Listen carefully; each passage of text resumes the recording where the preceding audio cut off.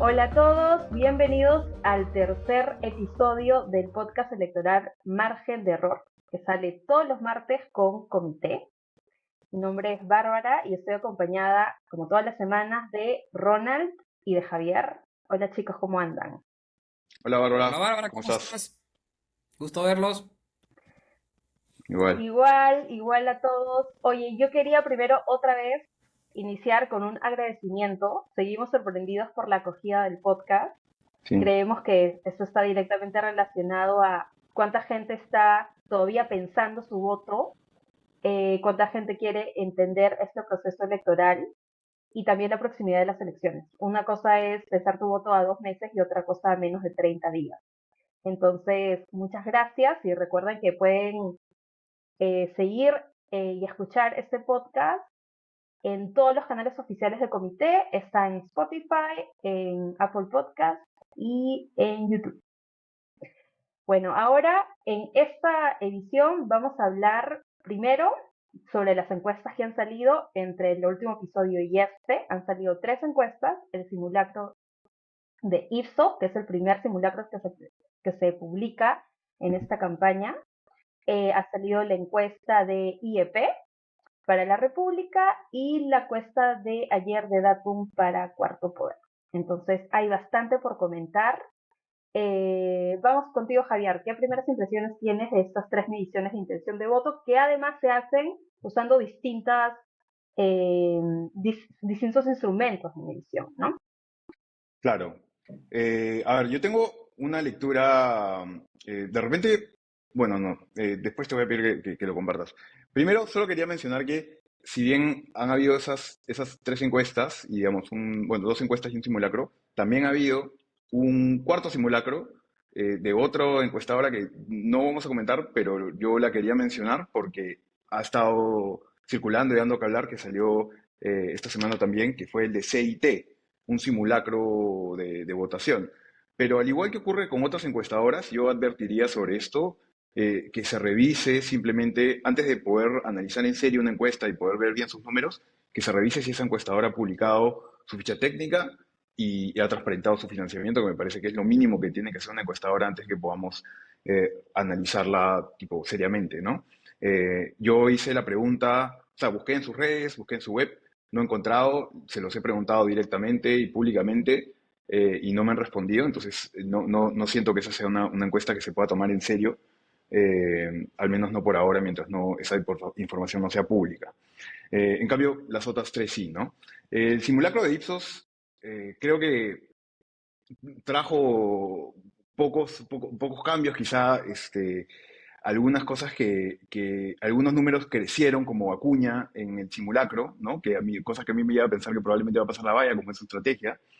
Eh, pero quizá de las tres, un punto que me ha llamado la atención es una contradicción entre algo que mostró el IEP y algo que pareció después contradecir Datum, que es un crecimiento interesante de Roberto Sánchez, que en el IEP alcanzó el 3,6%, 7. 3,7%, ¿no? Que es un poquito más que lo que tenía, 3.7, sí. es un poquito más que lo que tenía Pedro Castillo a estas alturas en IEP en el 2021. Entonces, esa crecida y el hecho de que obviamente de Roberto Sánchez está haciendo una campaña calcando de alguna manera lo que quiso hacer Castillo, ¿no? Y con tiene apoyo explícito a Castillo, todo esto hace pensar que, uy, de repente Roberto Sánchez puede ser que esté creciendo de forma bien interesante, pero no creo que... Pero el problema es que eso se ha chocado con los números de Datum, porque luego Datum ha salido también un día después o 2 días después y no muestra ningún crecimiento de Roberto Sánchez, más bien se mantiene, de hecho cae un par de decimales, pero digamos que se mantiene en lo mismo que tenía. Y lo raro de esto es que, claro, uno podría pensar, bueno, quizá el IEP sí captura la crecida de Roberto Sánchez porque captura mejor las zonas alejadas y las zonas rurales. Pero Datum en el 2021 a estas alturas ya capturaba a Pedro Castillo. Pedro Castillo a estas alturas tenía 3 en Datum. Hoy en día Roberto Sánchez no tiene eso. Entonces es simplemente un dato que ha salido contradiciendo otro y que me parece interesante. No sé cómo lo ven ustedes. Mira, el problema de decir, mira, Pedro Castillo estaba en 3 y Roberto Sánchez está en 1 es que estamos hablando de 3 y 1. Pues. No, o sea, estamos hablando de diferencias Es verdad. tan pequeñas que pueden deberse a todo, a margen de error, a ruido, o sea, es muy difícil realmente hacer comparaciones con cantidades pues tan pequeñas, ¿no? Lo que sí puedo, lo que sí puedo decir sobre este tema es, eh, creo que tenemos que tener cuidado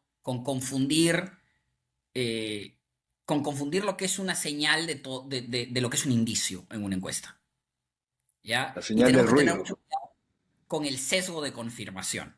El problema que yo veo aquí es que, y bueno, ayer estuve con Pablo Benza justamente en su programa y entre las cosas que conversamos, él me contaba, él tiene esta teoría, él ha dicho que tiene todas sus fichas con Roberto Sánchez, ¿no? De que va a pasar la Ujú. segunda vuelta, porque él tiene esta teoría de la elección, y creo que eso es lo que mucha gente tiene cuando ve encuestas, tiene una teoría de la elección, y la teoría de la elección de mucha gente es, va a pasar un candidato de izquierda y no va a ser un candidato de centro izquierda o de izquierda progresista, slash moderada, como López Chao, sino va a ser un candidato de izquierda, como se dice, provinciana, castillista, si quieres, ¿no? Dura, qué sé yo, el adjetivo que tú quieras, ¿no? Y uno ve las encuestas ahora y dice, ¿dónde está ese candidato? Ese candidato que de todas maneras va a pasar, sabemos que existe un bloque castillista en el electorado, un bloque que le es muy fiel al expresidente, y sin embargo no lo vemos reflejado en intención de voto en nadie en la encuesta, hicimos dónde está, y apenas vemos en una encuesta un indicio de eso, decimos, se va a repetir el 2021, este va a empezar a Ujú. crecer, de acá seguramente va a pasar a 8 y de ahí a 15 y va a pasar a la segunda vuelta. Eh, y esa teoría de la elección Javier Bárbara es razonable, es plausible, pero eso no significa que hay evidencia de eso ahora. Ahora, simplemente, si a mí me preguntas cuando yo veo las encuestas, ¿hay evidencia de eso? Yo te tengo que decir, ¿evidencia clara? No. ¿Cómo puedes mirar lo que las encuestas dicen hoy? Y estamos grabando hoy, 16 de marzo, por si acaso. Ujú. Para la posteridad, para los clips futuros, estamos grabando esto el 16 de marzo. Y hoy, con la evidencia disponible, no podemos asegurar que eso vaya a pasar. Lo que tenemos es una encuesta de IEP, una excelente encuesta, una encuesta telefónica. Dicho sea de paso, a la gente que nos sigue, dejen de bulear las encuestas telefónicas. Las encuestas telefónicas tienen muchísimo de bueno, tienen sus limitaciones, sí, seguramente, pero nos permiten tener una muestra por el lado rural mucho más representativa. ¿Por qué? Porque el Perú tiene una geografía muy difícil. Encuestar presencialmente en zonas rurales sería carísimo y por lo tanto no se puede hacer. Entonces, si quiero Sí. encuestar presencialmente en zonas rurales, puedo ir a muchas menos zonas de las que puedo acceder por teléfono, porque ahí simplemente llamo a un montón de lugares y me cuesta lo mismo. Y esa es la ventaja que tiene IEP. Y esa encuesta de IEP te está mostrando, mira, Roberto Sánchez tiene un porcentaje interesante de voto rural. Eh, pero de nuevo, Ujú. es una encuesta. Las encuestas telefónicas son el estándar en varios países, ¿no? O sea, se Así usan es mucho. el estándar en Estados Unidos, es el estándar en Reino Unido, es el estándar en varios países. Eh, y de nuevo, Sí, nos permite tener mucha más representatividad y vemos este saltito de Sánchez en rural y lo vemos en creo que 10% por ahí estaba, y lo que le da 4% en el total. eh, y es bacán, pero de nuevo, el problema con la submuestra rural de IEP es que son 190 y pico encuestas, el margen de error es alto. Decías, Javier, ujú, el Datum, que luego en Datum no vimos reflejado ese crecimiento. Datum tiene campo paralelo a IEP. Ok, sí, fue publicado después, pero el campo de Datum ha sido, me parece, 6 al 10 de marzo y el campo de IEP ha sido 5 al 11. Entonces el campo es básicamente paralelo, ¿ya? Entonces realmente son dos encuestas, por más que una se haya publicado antes que otra, cuidado con esa falsa sensación, siempre miren las fechas de campo, porque a veces decimos, si una encuesta se publica el martes y otra se publica el viernes y vemos movimiento, significa que un candidato ha crecido o ha bajado. No Es necesariamente, verdad. hay que ver ujú. las fechas de campo. El campo es casi paralelo. Y no vemos la misma señal en Datum. ¿Qué significa eso? Pues la respuesta frustrante y aburrida de siempre, amigos. Hay que esperar. Hay Sí. que esperar. Está bien Eh, si tú quieres tener tu intuición de, yo creo que esto va a pasar, sí, es muy válido, pero hoy en día las encuestas no lo dicen, hay que esperar. Esa es mi opinión sobre Roberto Sánchez y las encuestas. sí, yo creo que otra vez, ¿no? ¿Qué es lo que decíamos y advertíamos desde el primer episodio, ¿no? Que estamos en una elección muy particular donde hay muchos candidatos, entonces nosotros incluidos estamos con este deseo de, oye, hay que ver la encuesta respecto a la que ha salido hace 2 días, respecto a la que ha salido hace 3 días y ver cómo se están moviendo las intenciones de voto, pero siempre tomemos en cuenta no solo la fecha de campo, sino la forma en la que estos encuestadores están midiendo la Ujú, intención de voto. Es distinto a un simulacro, que es distinto a las llamadas, que es ujú. distinto a lo que hace Datum, que entiendo que utiliza tarjetas y te va mostrando a los candidatos de forma aleatoria, ¿no? Entonces sí, ¿no? Y que esto no se, digamos que estas aparentes contradicciones no se refleja en, las encuestas me mienten, ¿no? Claro. O IEP, como la República está financiando la encuesta del IEP, no quiere que salga alguien de izquierda, ¿no?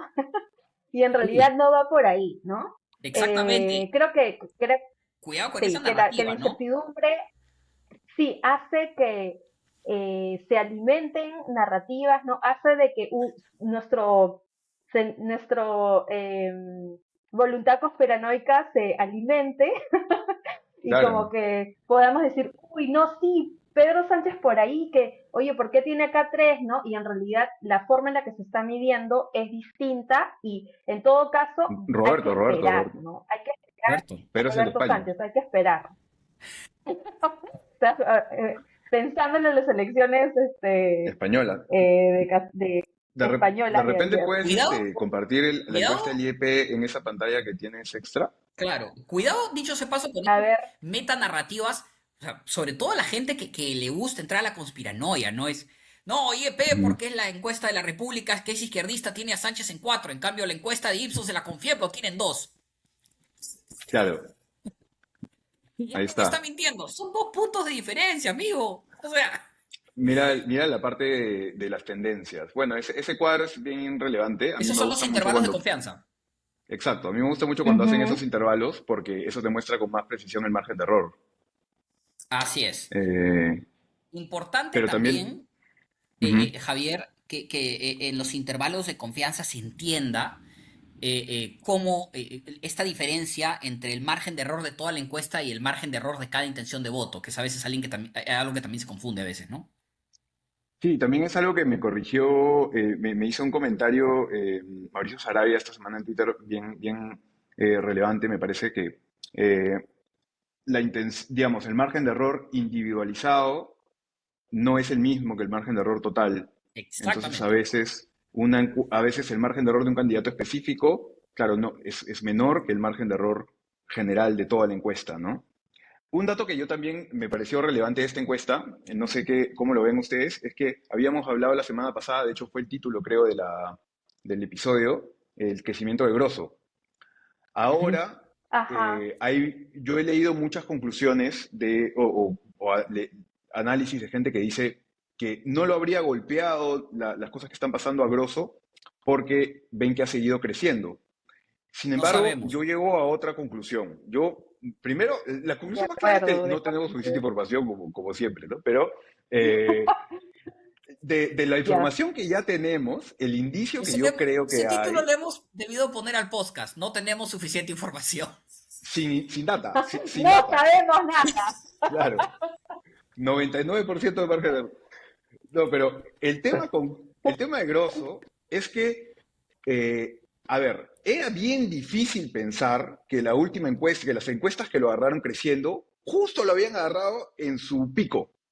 Y que si es que algo le pasaba, justo iba a caer. No, pues cuando alguien crece por efecto arrastre, tú vas creciendo a medida que tu desconocimiento se va achicando y alguna de esa gente que te va conociendo le vas cayendo bien. Entonces tu intención de voto crece. Luego ya te conocen y mientras has estado en la palestra, te han hecho preguntas, has estado en entrevistas, ahí es que se puede haber visto afectada tu intención de voto y puede ser que una vez que ya llegaste a tu techo, empiezas a caer. Entonces lo relevante cuando alguien crece por efecto arrastre es ver dónde está su techo. No tenemos todavía datos, porque no he visto que se hayan publicado cifras de conocimiento exacto de Grosso, pero sí es bien claro que el crecimiento se ha ralentizado. No pasó de 1 a 4 punto algo y de ahí a 5 punto algo. Ese no es un crecimiento exponencial fuerte como hemos visto otras veces. Ya mencionamos el de Julio Guzmán en el 2016, que pasó de 1 en diciembre a 5 en enero a 18 en febrero. Eso es un crecimiento que, ¿no? O el de Pedro Castillo, o el de en 2021, o el de Fujimori en el 90. Esos son crecimientos que son súper fuertes porque luego de la primera crecida hay un aceleramiento. Acá más bien ha habido un desaceleramiento, lo cual me lleva a pensar que podría ser difícil para él seguir creciendo después, como que acelerar más. Entonces, yo no lo veo como algo tan positivo, pero no sé cuál es la mirada de ustedes. Yo Sí, dale ahora, dale. no, yo coincido con Javier en el sentido de que no estamos, o sea, que el performance electoral de Grosso no es el mismo que el de Castillo. O sea, no estamos ante un fenómeno muy parecido que el de Castillo, en tanto, eh, claro, Grosso, por ejemplo, para tomar los datos de Datum, ¿no? Datum le daba a Grosso un 4.2 en la primera encuesta que sacó en marzo y ayer le dio un 5.1. ¿No? Y Urpi mencionaba justo ayer en Cuarto Poder que, o sea, si es el disparo de Grosso, si estamos viendo como que, al candidato, al outsider que está creciendo, tendríamos que verlo en cifras mucho más altas que ese Claro. 5.1 que le ha dado ayer Datum, ¿no? Entonces creo que todas las encuestas, independientemente de cómo están midiendo la intención de voto, ven que respecto a enero, claramente la intención de voto hacia Grosso está subiendo, pero no es un performance que se dispara, ¿no? Eh, y creo que tiene que ver con todo lo que estabas mencionando antes, ¿no? Que esta aparición es, digamos que le pone focos mediáticos encima y toda esta discusión respecto a todo lo que se ha revelado Con en lo que se Villaverde. sigue revelando en los hospitales, con Samir Villaverde y demás. Entonces, ahí todavía otra vez, por más que seamos pesados, como esperar a cómo se sigue midiendo su intención de voto, Sí. pero estamos descartando, al menos ahorita, de que no es el performance de Castillo, ¿no? No es el performance de Castillo en el 2021. No, es ¿Qué un Ni, opinas tú, terror. Ronald? ni siquiera el de Guzmán 2016. No. Y yo añadiría, porque Castillo tiene un perfil de votante obviamente muy diferente del que está mostrando en encuestas Wolfgang Grosso. Entonces es un fenómeno muy, muy diferente también. Yo te diría que una mejor base para compararlo sería el crecimiento de Hernando de Soto en el 2021.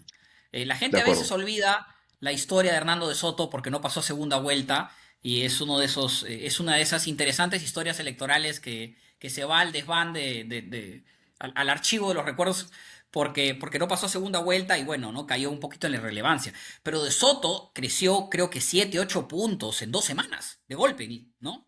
Y que de nuevo abona a esta idea, a desmitificar esta idea de que el outsider o el que crece al final siempre es de izquierda, siempre es antisistema, eso no es verdad. Han habido varios Mm. ejemplos de candidatos más, más prosistema, si quieres, de derecha o promercado, como lo quieras llamar, que han crecido al final. Y De Soto fue uno. Creció, me parece que de 4 o 5 en emitidos creció. A ver, déjame chequearlo, lo tengo por acá. Sí, Esto De recuerdo. Soto crece hacia el final en esa encuesta, Así es. pero también Acá lo antes, tengo, en la mira. misma campaña, crece Acá López Aliaga, ¿te acuerdas? Que entre Así enero y es. Acá febrero. lo tengo, Javier. Justo. A ver. En el simulacro de Ipsos, que mira, que tuvo campo 11 de marzo, o sea, igualito que Grosso, igualito que este simulacro, que acabó el 11, en Ipsos creo que fue el 5 a 6, es un poquito posterior. De Soto estaba en 5. Y el 31 de marzo estaba en 12, en emitidos. ¿Eh? Entonces, un salto de Claro. 7 puntos en 2 semanas, ¿no? Entonces, no ves este tipo de movimiento en Grosso, no lo ves. No, Todo está este difícil tema, eso, dicho ya. sea de paso, todo este tema de las denuncias y lo que ha pasado con Samir Villaverde, es muy importante lo que dice Bárbara. Este tema, Samir Villaverde salió con sus chats y sus fotos, todo el 11. Y lamentablemente, Datum tiene campo hasta el 10, Ipsos tiene campo 5 y 6, y IEP sí agarró el 11, pero obviamente si una noticia sale el 11, demora en que el impacto de una noticia se sienta. Demora Ujú. en que cuando algo ocurre, el electorado lo digiera.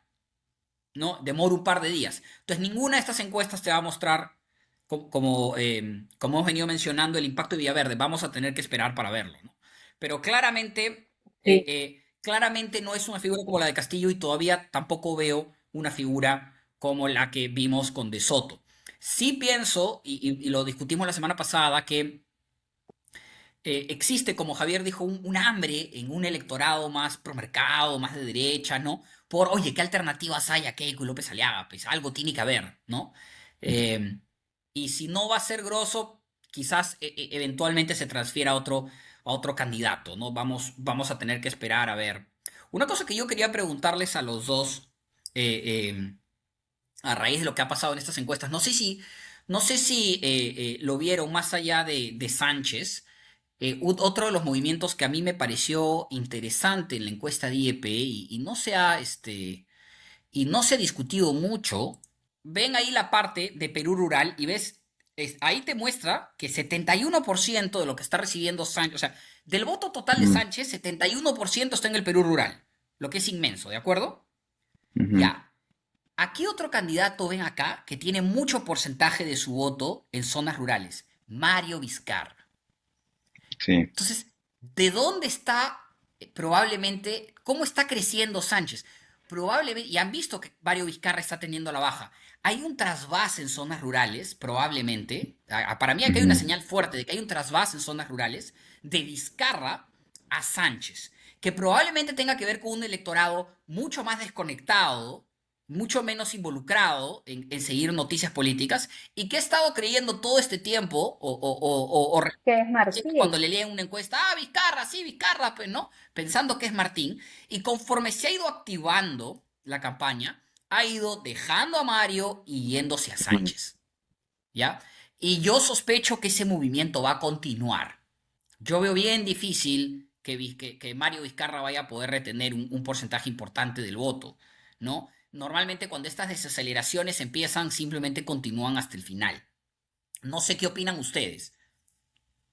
Lo de Mario Vizcarra sí, yo creo también o sea, es difícil cuando alguien empieza a caer que haga un rebote, ¿no? Esa curva casi que, o sea, de forma importante no se ve. Se ven así rebotes, pero estos que son de 2, 3 puntos, ¿no? Que están dentro del margen de error, entonces no son realmente tan oscilantes.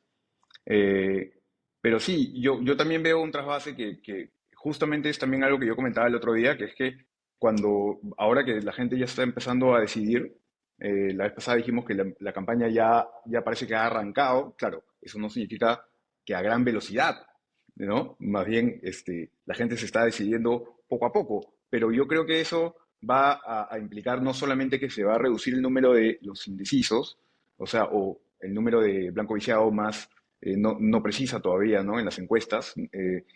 Ese número no solo se va a reducir, sino que también cuando alguien empiece a crecer y a hacerse popular, va a ser natural que le robe votos a los Mario Vizcarra, a los que están cayendo en ese momento y que ¿no? Han perdido un poco de popularidad. Eh, Sin embargo, claro, yo todavía igual veo un poco eh, disputa, un poco más de disputa que en el 2021 por algunos votos, ¿no? Este de Sánchez está creciendo y tiene mucho más, o sea, lo suficiente para poder comentarlo respecto a esas cifras rurales, tiene más apoyo fuera de Lima, pero también lo tiene, por ejemplo, López Chau, ¿no? Que también en la encuesta del IEP ha crecido, no respecto tanto o sea, no tanto respecto al mes pasado, pero si uno ve su crecimiento por meses, sí ha crecido considerablemente en las últimas 2 encuestas, ¿no? Del IEP. Y más o menos que en Datum me parece que se repetía algo similar. Y él también tiene voto grande en el sur. No en los otros dos, según IEP, la que estamos viendo ahorita, pero es como que compite un poco ahí con Sánchez y él no está cayendo, ¿no? Entonces no sé si ese voto al final Eso se es va a dividir importante.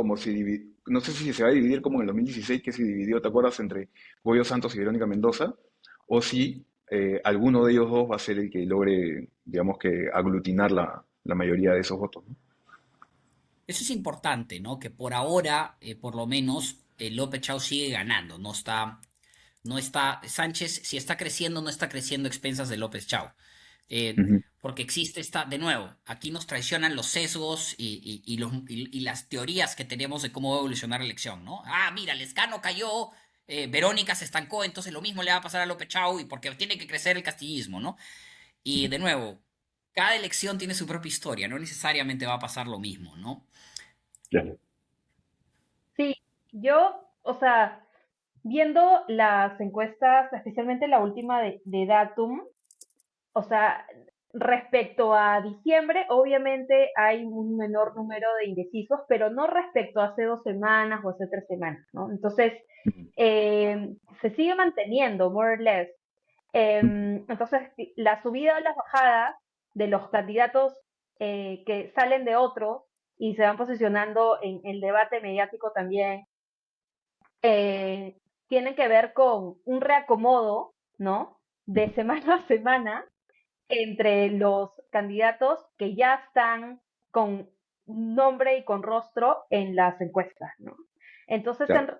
lo que creo que va a ir pasando es que conforme se vayan decidiendo más personas, ¿no? Van a ir saliendo de otros como varios más, ¿no? Y vamos a estar en este juego de dónde hay más indecisos, dónde hay menos indecisos, ¿no? Eh, lo que Ujú. sí es que yo coincido con ustedes, ¿no? Alfonso López Chau tiene una votación importante en el sur y junto con Lescano también. Y viendo Mm. los no, no precisa, digamos, o no iría a votar, todavía hay un porcentaje importante, por ejemplo, del sector de IE, que realmente no sabe, ¿no? Como que llega a un como el doble, en casi a un 60% aquí. Entonces, realmente creo que conforme se vayan decidiendo los indecisos, ¿no? Creo que se va a ver mucho, con mucha más claridad, cuál va a ser el, el candidato que podría ir capitalizando eh, la figura de Castillo, ¿no? Que ahorita Sánchez no es, ¿no?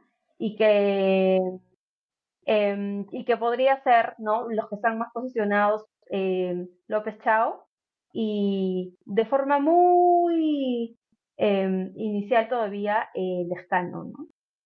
Eh, Lescano, ¿dónde está Lescano? Por ahí Acá, también sale el Lescano, claro, él también es acá. alto, pero yo creo que el Lescano es más difícil porque como él tiene ya tan grande, o sea, tanto conocimiento, tanta gente lo ubica, que es más difícil que él pueda crecer. Él ya cayó en la elección Ver, anterior, ya fue popular en ese momento. Aunque, bueno, lo que sí es verdad es que hay más indecisos fuera de Lima que en Lima, lo cual puede convenirle a gente como López Chao. También hay más indecisos mujeres que hombres, lo cual puede convenirle a una candidata como sí, Keiko frente a López Aliaga, por ejemplo. Eh, Difícil. ujú, ¿No? Pero y yo creo que el problema de López Chao, sin embargo, es que está creciendo tan lento y tan despacio que es difícil pensar que está en un rumbo claro a segunda vuelta. Me parece que ahorita es un rumbo claro a pasar la valla, por lo que, o sea, por cómo va hasta ahorita, pero necesitaría un aceleramiento un poco más rápido o un poco más consistente para tener más certezas de que está peleando una segunda vuelta, ¿no? No, yo no lo siento así tan claro. Por eso, incluso una posición como la de Sánchez, si es que se confirmase el OIEP y crece, yo veo una tendencia así como más, más fuerte que un consistente 4-4-4-5-5-5-4-5-6-5. ¿Me entienden? Es tan suave esa sí. subida que probablemente, o sea, si sigue así, es bien difícil que llegue, ¿no? Yo creo que tiene, o sea, es posible ver por dónde crece López Chau. Ujú. Eh, yo siento que está un poquito en elige tu propia aventura, en el sentido de, es fácil imaginar un escenario donde López Chau empieza a cohesionar, empieza a ganar voto de candidaturas que de alguna manera van decayendo, ¿no? Yo lo veo a él tratando de posicionarse más al centro, por así decirlo, de lo que, por ejemplo, intentó Verónica Mendoza hace 5 años, ¿no? Lo que Ujú. es para mí un poco extraño porque Sí, él ha apostado por nombres como Indira Wilca, como Mirta Vázquez, que son nombres de izquierda, ¿no? Por nombres como Harvey Colchado, que que Ujú. no voy a decir que él es de izquierda, porque no creo creo que es una figura más apolítica, pero que de alguna manera apela a un electorado más antifujimorista, más pro institución, ¿no? Claro. Pues le genera problemas con los Y sin castillistas, ¿no? embargo, Colchado. así es. Y sin embargo, exactamente. Y sin embargo, lo veo a López Chau con un discurso como que, mira, no quiero encasillarme mucho en un electorado izquierdista porque, qué sé yo, ¿no? Quizás quiero robarle un poco de votos a Carlos Álvarez, quiero ver si es que puedo convencer más indecisos en el Perú urbano y tratar de crecer. Y eso es posible. También creo que el otro lado es, bueno, decantarse más por la izquierda y tratar de hacer algo muy parecido a lo que Verónica Mendoza logró, no en 2021, sino en 2016, ¿no? Ujú.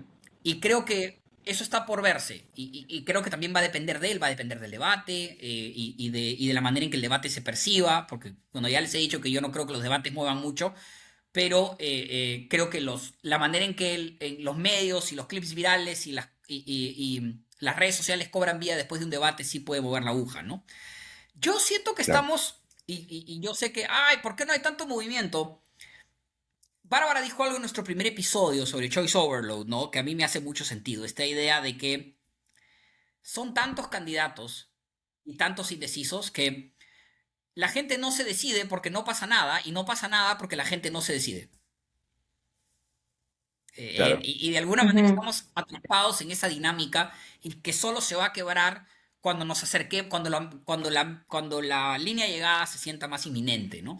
Y creo que ese tipo de dinámicas están afectando a candidaturas como la de López Chau, están afectando a candidaturas. Te diría que incluso, y vamos a hablar de él porque yo sé seguramente que muchos de los que nos ven son hinchas de él, de Jorge Nieto, eh, Sí, Ujú. me iba a preguntar. y El otros último por el que quería No candidatos preguntar. sé, que apelan a no sé electorados de qué, alguna manera no más sé. moderados y que son electorados que parecen no animarse a apoyar a nadie de forma decisiva, por lo menos hasta ahora. Ujú. Sí, hay mucha bulla en redes sociales, no tanto así en debate en medios tradicionales sobre Jorge Nieto Montesinos, ¿no? Y desde que sacamos el episodio piloto, mucha gente como que, ¿qué opinan de Jorge Nieto Montesinos? Y Jorge Nieto Montesinos va como que a subir o no. Entonces hay esta expectativa y lo que confirman las últimas encuestas es que el señor, a ver, respecto a enero, hay, hay, hay una Ya salió de mayor otros, al menos. intención de voto, salió de otros, digamos, pero no es ni siquiera el performance de Grosso, ¿no? Estamos hablando de que el señor tiene en Datum 2.5, el IEP 2.1 y en Ipsos 2. Es cosas que O Ujú. solo sea, pasan en el Perú. Tengo 2.5%. No, solo en el Perú, de Claro. verdad.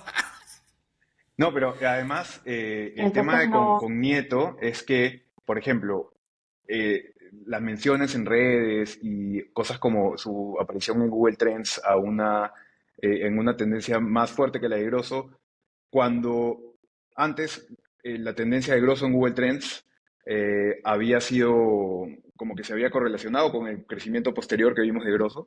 Luego se vio un crecimiento en Google Trends de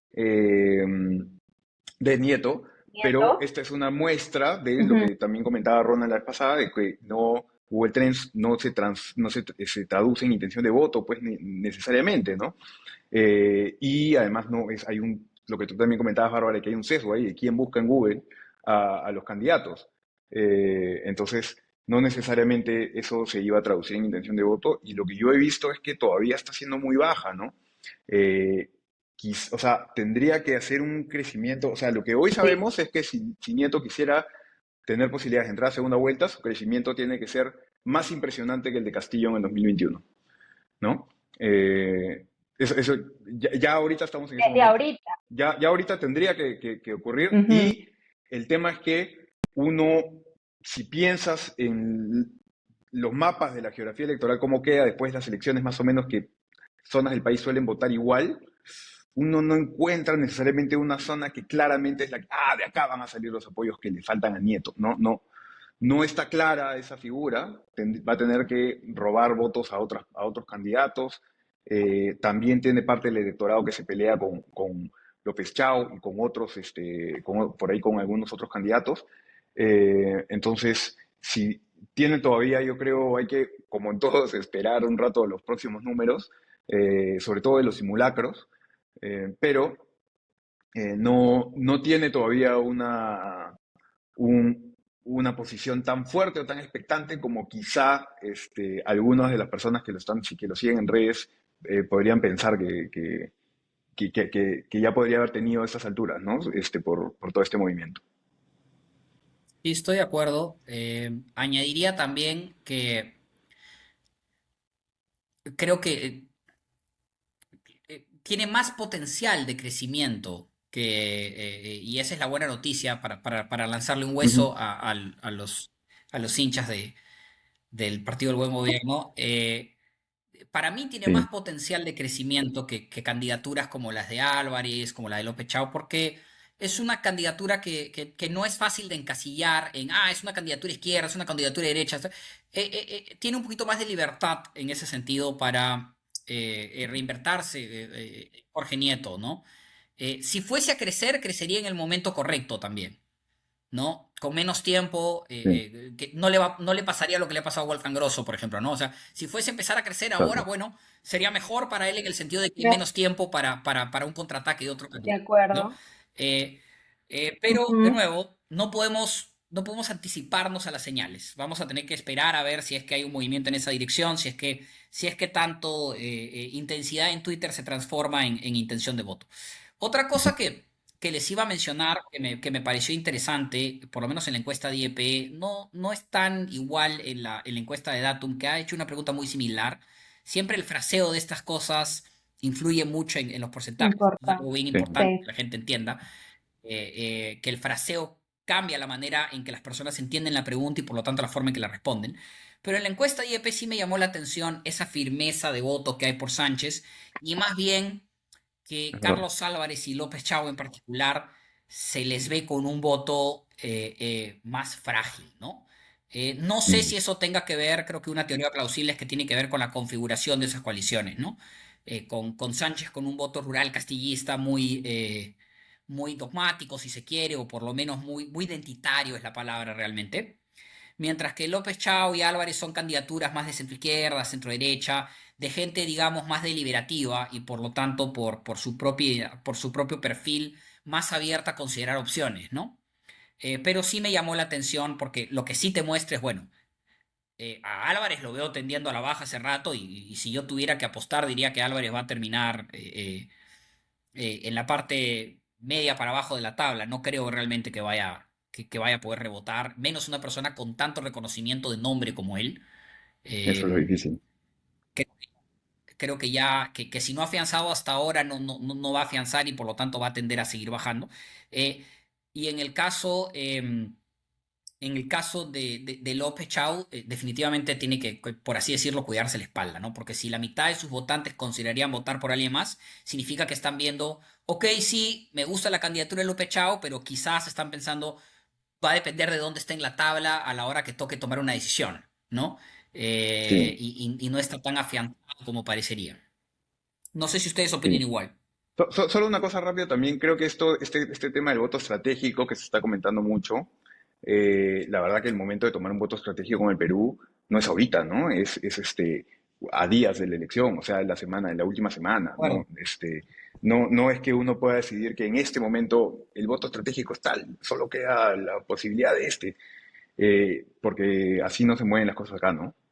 yo creo que además que a López Chao tiene figuras en sus listas al Senado o al Congreso bicameral en general que le ayudan, creo, en su campaña de territorio. Ujú.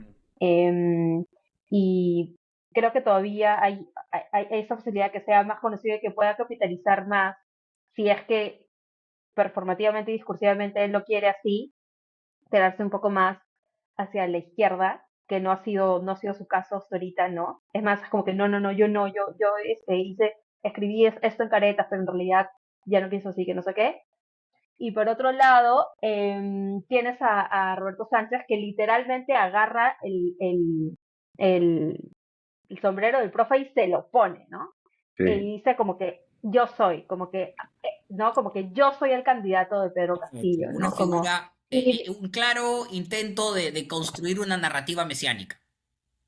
sí, sí, 100%. sí, que puede ayudarle, como que sube un poco, especialmente en ciertas zonas, pero le puede limitar también si el objetivo último es pasar a segunda vuelta, ¿no? Sí, Pero eso es vamos a ver. importante, porque si Castillo no solamente fue un candidato rural, Castillo fue un candidato muy fuerte en el Perú urbano. Ujú. Y si uno regresa y ve los mítines de Pedro Castillo y ve los discursos de Pedro Castillo, era una retórica, perdón, muy orientada a los problemas de la gente en el día a día. Y no había tanta... la retórica que escuchas sí, por momentos tenía sus consignas, vamos a cerrar el Tribunal Constitucional, y etcétera, etcétera. Pero Castillo hablaba mucho de la problemática del COVID, de las cuarentenas, eh, Sánchez más bien lo veo, he estado mirando algunos de sus videos con discurso muy, prácticamente, bueno, Castillo, Castillo, Castillo, Castillo por todos lados, y no sé si eso va a tener el mismo efecto, no lo veo tan efectivo como lo que hacía Pedro Castillo. Claro, se Oye, conecta ¿tienen igual, la ¿no? Es difícil sensación, pensar que se repite sí, lo mismo. Es difícil pensar que se pueda repetir exactamente lo mismo. oye, una pregunta, tengo la sensación yo, a lo mejor soy yo, eh, de que la candidatura en particular de López Chau, no sé, como que le falta intensidad en medios, sobre todo en medios tradicionales no sé, no lo veo tanto como otros candidatos. A lo mejor es un tema de sesgo de los medios que yo veo, pero esa es la sensación que a veces me llevo. Pues puede ser, sí. No lo sé, cuidado por nuestro propio sesgo. Yo Totalmente, puede vi ser, que puede ser culpa de mi propia dieta mediática, ¿ah? Por eso es una Mm. pregunta. sí, sí, sí, sí. No, yo creo que, a ver, y aquí hablo cuando ejercía la profesión, ¿no? Yo creo que siempre los periodistas se van a ir como que a lo novedoso, ¿no? Entonces más para como que seguir sacándole la mugre a la candidatura de Grosso, ¿no? Que escarbar un poco más en la figura de López Chao. Lo que sí estoy viendo, que no veía hace una semana, es una mayor cobertura de los mítines, o sea, de los mítines o de las campañas de territorio. Ahora sí veo a distintos medios siguiendo y haciendo enlaces en vivo.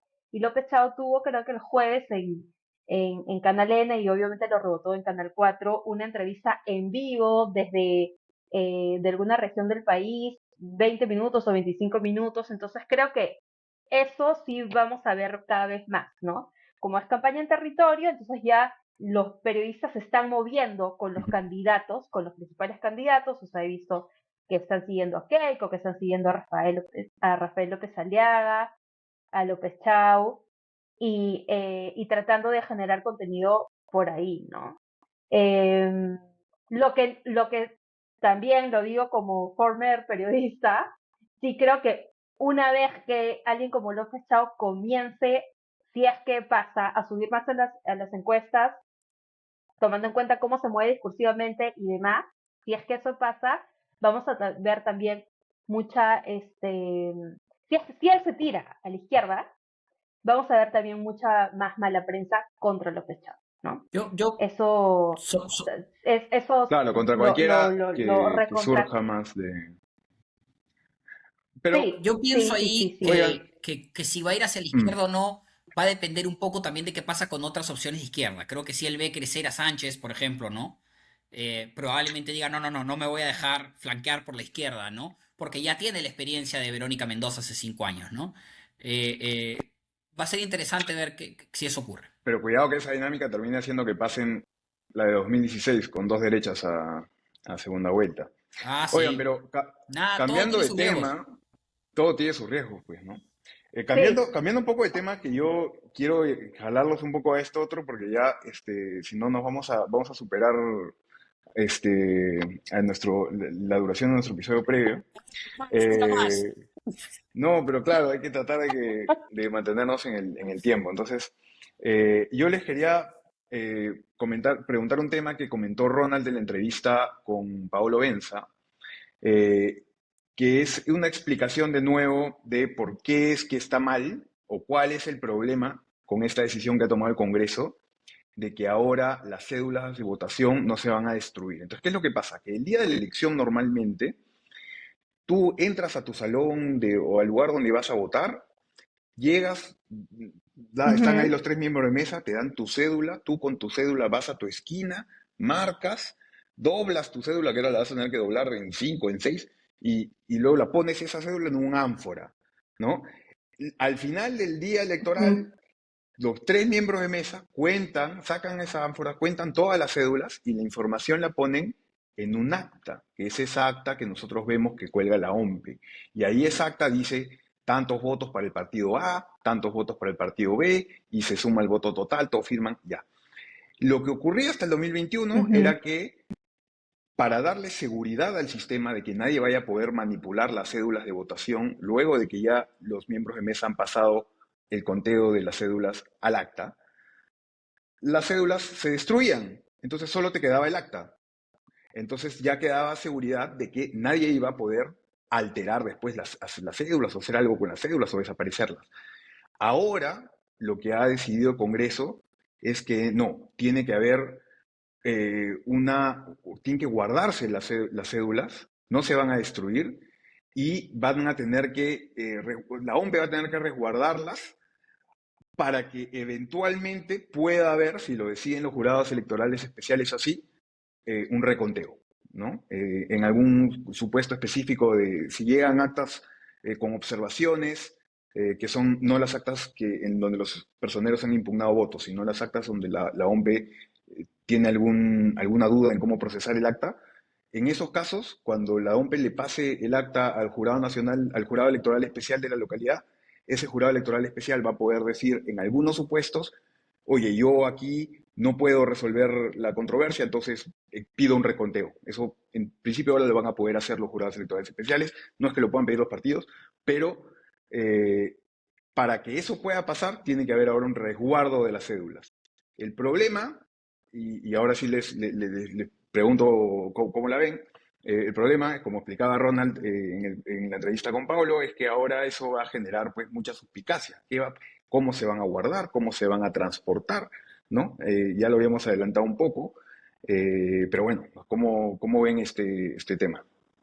Sí, solo para tirar el dato de que Vero Corbeto ha dicho que son más de 400 toneladas de cédulas, o sea, que van a tener que guardar, ¿no? Entonces, creo que esto es un poco lo que hablábamos el episodio anterior, ¿no? De que si bien los partidos no pueden pedir, y eso en los jurados especiales, electorales especiales, discursivamente pueden hacer mucha presión para que Sí, haya un reconteo de las cédulas, ¿no?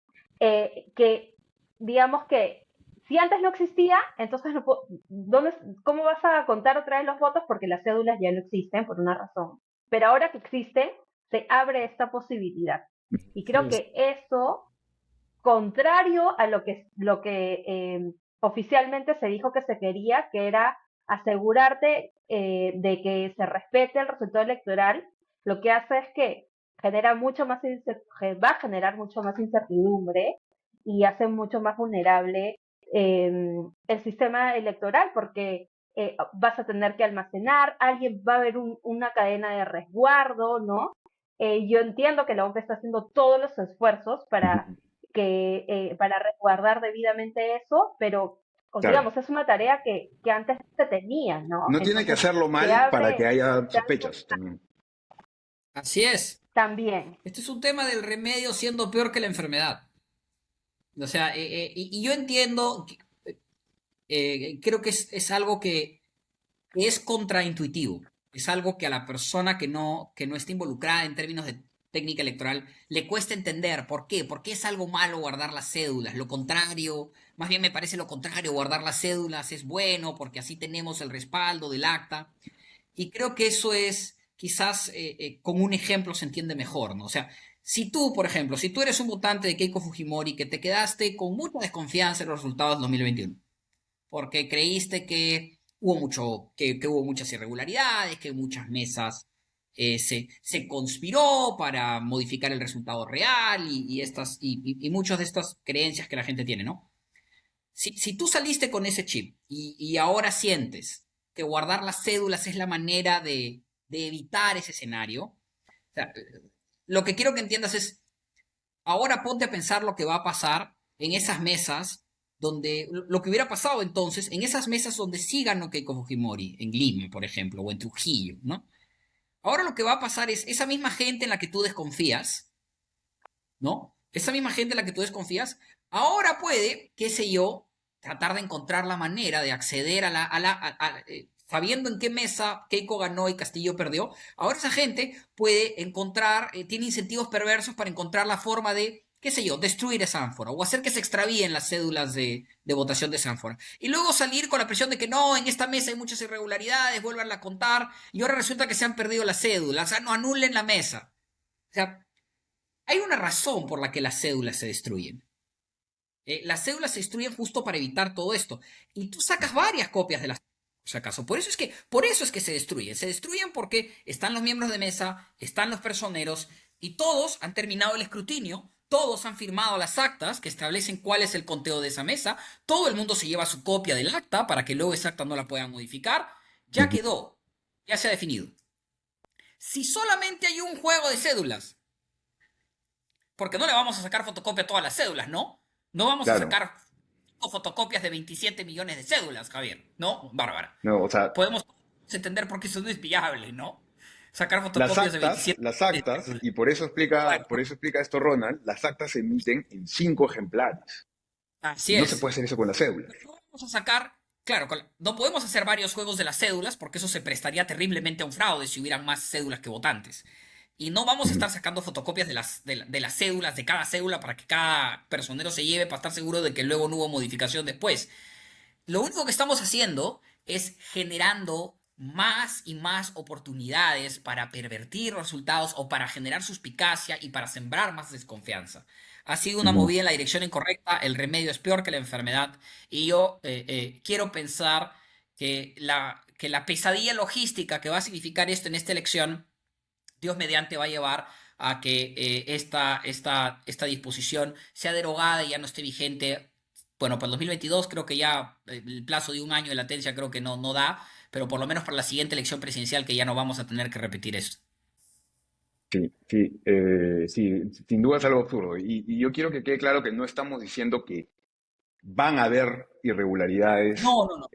por el resguardo de votos. Yo creo que la OMP va a hacer un buen trabajo. La OMP, a mí me parece, no sé qué pensarán ustedes, que es, o sea, así como se reconoce mucho el BCR que trabaja muy bien, bueno, nosotros también separamos del poder político y de los tres poderes clásicos a nuestros organismos electorales, y la verdad que la OMP funciona muy, muy bien.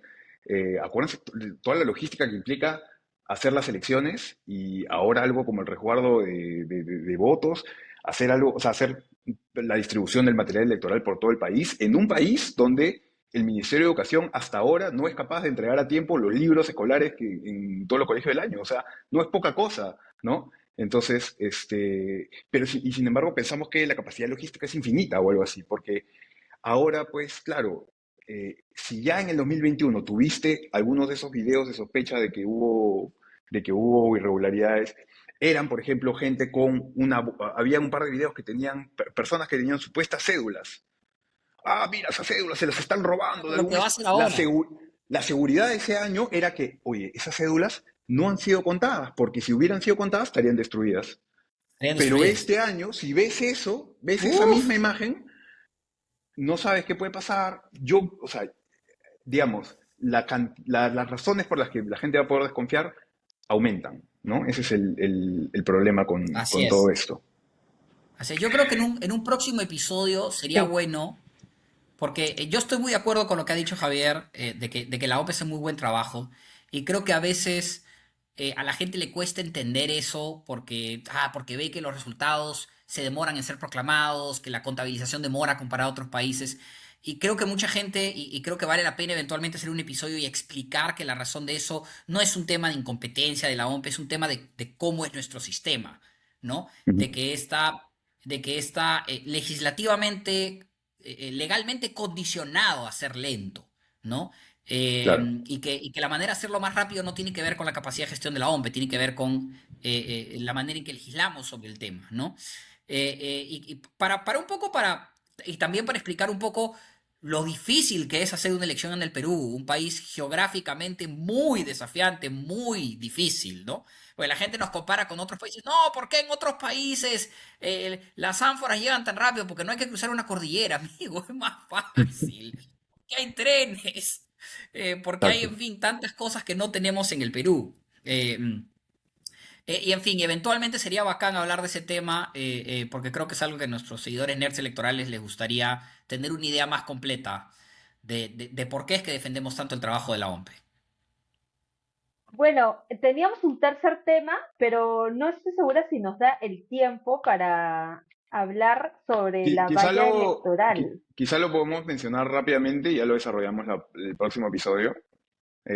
Solo para dejarlo aquí, porque ya salió la decisión hace poco, mencionamos, no me acuerdo si fue el primer episodio o el segundo, que El podía el jurado segundo, tomar una decisión sobre cómo se iba a aplicar la valla al Senado tomando un acuerdo de pleno, que era lo que yo sugería que sea, y efectivamente ha hecho eso el jurado a través de una decisión del pleno, han publicado este acuerdo de pleno que ya te dice cuál es la interpretación oficial de cómo se va a contar la valla al Senado, y lo que han dicho es que van a sumar los votos válidos de ambos tipos de elección.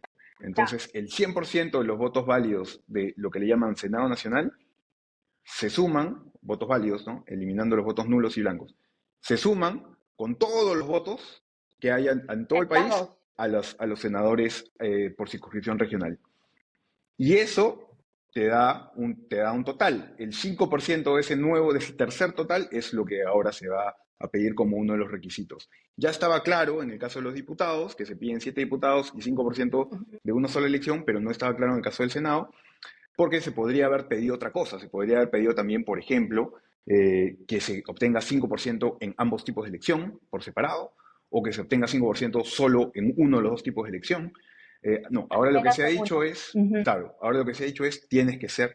Y lo que va a ocurrir, de hecho ya ha ocurrido en redes, es que van a haber partidos que se quejen, porque siempre hay, en todos los escenarios va a haber un partido que le convenga más o una cosa o la otra, pero lo cierto es que, como habíamos adelantado, no es que el jurado haya tenido pues mucha opción, tenía que tomar alguna de las alternativas, cualquiera de las alternativas iba a terminar perjudicando a alguien, y al menos en lo personal me parece que esta es la alternativa también que trata más de cuidar la mayoría de votos, ¿no? De tomar en cuenta la mayor parte de las decisiones para tomar esto en cuenta. Y ojo que esto no significa, como leí también por ahí alguien en Twitter, que si te sacas 2% en una elección y 3% en la otra, ya pasaste porque 5%, así no se suman los porcentajes, por si acaso. Tú No, necesitas sumar los totales y sacar de nuevo el porcentaje, ¿no? Si te va Sí, muy bien en, creo que en ahí, la- en una elección y muy mal en la otra, de repente no pasas porque el puedes compensar, así porcentaje, es, ¿no? Claro, entonces así bueno, no es. sé, eso sí, era. o sea, solo para tenerlo claro, entonces Javier, o sea, tienes como que las dos columnas, ¿no es cierto? La de Senado Nacional y la Senado Regional. Ujú, Entonces, lo que ha dicho el Jurado Nacional de Elecciones es que tú tienes que sacar hay doble valla electoral porque necesitas 5% del número legal para cada cámara, y en cambio, en el caso del Senado son 3, más el 5% de los votos válidos. Entonces, por ejemplo, el partido A, si, imagínate que logra meter 3, por decirte, y para el cálculo del 5% de los votos válidos tendría que sumarse los votos válidos de esta elección, los votos válidos de esta, eso te da el 100% y luego ujú. calcular el 5% sobre los votos válidos que sacó el partido A aquí, más los que sacó acá. Claro, sobre Entonces ese se nuevo suma total, ese nuevo cien para... por ciento. Ujú. Ese es importante ahí creo el tema de los escaños, porque son 4 escaños al Senado regional por Lima, ¿no? Sí, Ya. Sí, Lo que significa, en otras palabras, pensando en cómo son los números, que los 4 que queden primeros van a conseguir un senador. Veo difícil que, que un partido logre más de dos, salvo que se dispare alguno que por ahora no lo veo. Pero eso significa que tú podrías llegar al 5%, digamos, sacando 11, 12% de votos válidos en Lima, y que eso no te alcance para un senador, y en el resto del país saques, qué sé yo, 3, ¿no? Eso te va a dar para el 5, pero no consigues escaños. Y si no consigues escaños, por más que llegues a 5%, no pasas la valla. Entiendo que es así, ¿no es cierto, Javier, Bárbara? O sea, sí, van a haber partidos que logren, de repente, en la columna de Senado Nacional, logran 5% o logran 6%. Claro. Meten 3 del Senado Nacional, pero no presentaron candidatos o les fue pésimo en Senado Regional, ¿no? Sacaron Claro. 2% del Senado Regional. Entonces, tú sumas el nuevo total, el nuevo porcentaje de eso va a ser menor a 5%, y si no llegaron al 5%, no cumplen una de las dos condiciones, con lo cual no entran al Senado, ¿no? Entonces, puede pasar que se te tiene que ir bien en el conjunto, no te puede ir bien solo en una de las dos. Sí, yo ahí diría dos cosas. Uno, eh, que, se- que mientras, o sea, mientras tengas más listas en el Senado regional te va a ir mejor. O sea, los que tienen menos listas, sus chances incluso se reducen más en cuanto a Senado regional, ¿no? Y lo otro es que esto va a hacer que tengas un Senado concentrado, ¿no? Que es algo que ya se advertía desde el diseño del Congreso bicameral, pero que Ujú, ahora con las definiciones de las normas electorales se confirma cada vez más, ¿no? ujú, Que la doble valla electoral es tan fuerte que vas a tener un Senado concentrado, ¿no? En pocos partidos políticos que logren pasar esa doble valla y eso también significa que va a haber mucha gente que va a votar por el Senado Nacional y Regional y que su voto no se va a ver reflejado en la composición del Congreso bicameral. Y eso también implica otro tipo de problemas de legitimidad, Y de ¿no? representación. Inicial con la que comienza, de representación, ¿no? ujú. Sí, Sí, estoy de acuerdo. Sí, para otro capítulo. para Para otro desarrollarlo capítulo. más Sí, en la próxima, pero bueno, nada, la próxima. muchas gracias. También ha estado bacán de nuevo la discusión, así que nada, ya nos vemos la otra semana, supongo. Sí, muchas gracias a todos, Ronald, Javier. No se olviden de ver margen de error todos los martes por comité y hasta el siguiente episodio.